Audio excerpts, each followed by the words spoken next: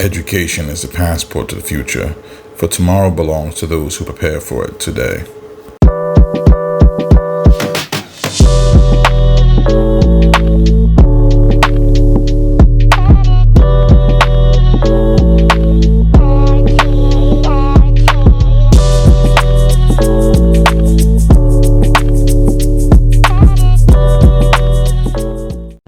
Hey guys, Professor Presbury back with another episode of Hey Professor, the show. We talk about everything you want to know about healthcare management, revenue cycle management, and business management. You may notice I threw in revenue cycle management. That was in my purview anyway of things I was going to be talking about, but I feel like just accentuating it kind of makes things better. As always, please, if you like my videos, like, comment, subscribe, share, the whole 9 yards. That doesn't even feel like ordinary yet. It doesn't even feel regular for me to say yet, but I'm gonna start throwing that in because surprisingly it does help. In any case, this episode is going to be about communication, proper communication in the workplace in a face-to-face setting and or situation. Working in healthcare for many years, you would think that is one of those things that people understand and is very commonplace to know how to properly speak to one another or know proper forms of communication, but I'll go over some of them anyway. When meeting with a new colleague for the first time, someone who you've never met or have not worked very closely with, have a nice firm handshake about medium strength, reasonable distance. Don't go in too close. Personal space is very important. Maintain eye contact and tone. You'd actually be surprised. People can come off as weird or off-putting if they avert gaze. And I'll talk about that a little bit later as well, kind of the importance of eye contact. But, try to maintain a reasonable eye contact. Don't be too intense. No. Don't have somebody sitting across from you. You're just like, but just generally like, okay, that this person is alert and is paying attention.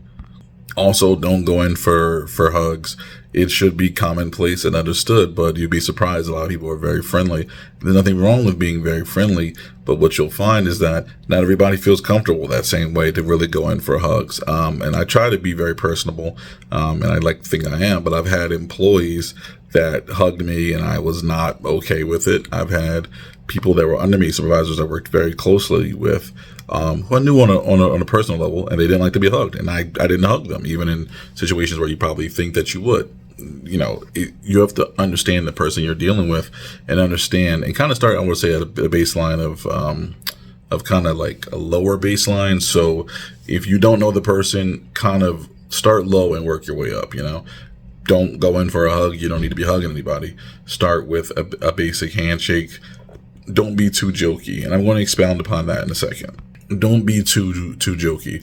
Now, if you know me, you'll think that's hilarious because you're like, this guy jokes all the time. What do you mean, don't be too jokey? Like, all Javon does is joke. He is like the jokiest guy.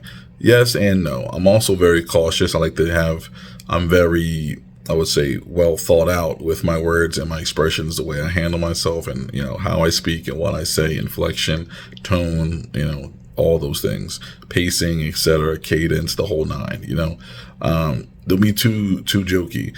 You don't know what the other person's comfortable with. And even if 9 people are comfortable with the things that you're saying, the 10th person may not be, and they may not speak up, and that's an issue. You don't want to run into any HR issues. And believe me, not even just saying this day and age, the future, the past, however you want to put it, people may not always feel comfortable with the things that you're saying and the way that you're saying them. I actually have a very funny short story for you. I worked with a gentleman many years ago named Rick when I worked at the supermarket. Now, Rick was the funniest guy in the world to me. I mean, he was hilarious. Everyone loved Rick. He was well adored by pretty much anyone that had ever come across him. Here's the problem, though. Rick liked to joke, and Rick's jokes were of the adult variety and, were very dirty. They were objectively very dirty jokes. They were inappropriate, but we loved them. Here's the problem, though. Not everybody did love them. So even if you're that guy, that lady, that woman, that person who's very funny, understand that the things that you're saying have the possibility of making someone else feel uncomfortable. And people don't come to work to feel uncomfortable. They don't need to be made to feel uncomfortable. And also in the workplace, we're not here to joke anyway, so we should really focus on our work. And I know that sounds dry, but it's best to always kind of start at a baseline and a minimum and work your way up. Understand body language does matter as well. You don't want to be sitting, in a position where you're very slouched. Like, when we gonna get on with this meeting? Like, I'm joking, but those are literal things that people shouldn't do.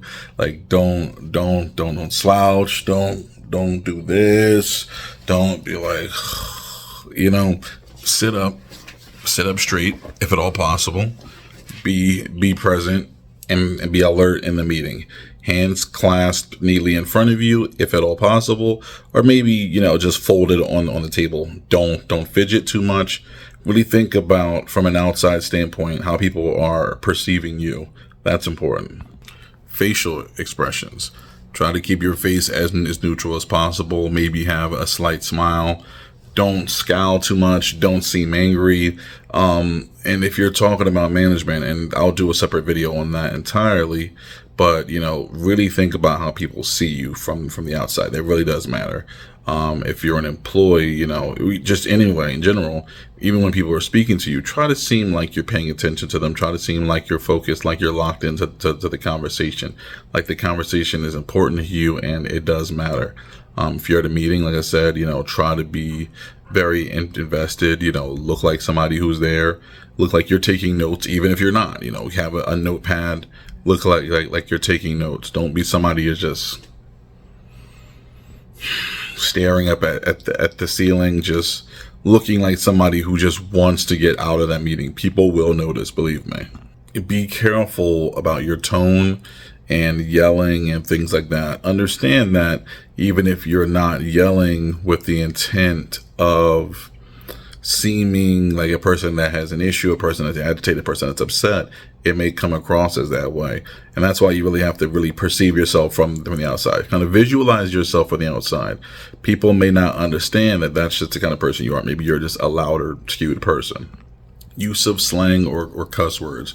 Please keep it to a bare minimum, even understanding that even if you're in a position where you're only surrounding yourself with fellow coworkers or fellow staff, if you allow yourself to start slipping down that road, you're going to be doing it a lot more often and a lot more frequently. Then eventually you're going to do it in front of somebody that you shouldn't be doing in front of. And in truth, you're at work anyway. So it kind of falls back under the whole joking thing. You cursing may make somebody uncomfortable, and to tell you the truth, that's an issue that you don't want. You don't want that issue with your management. You don't want that issue with HR. All right, guys, I hope that was a reasonable one. I try to keep it short. Please like, comment, share, subscribe. I feel like I'm begging at this point, right? Sorry. But have a good one. See you in the next video. Bye.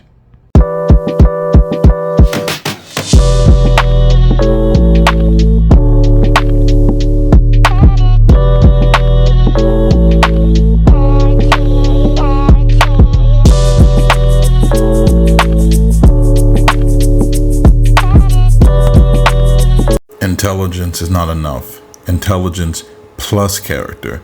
That is the true goal of education.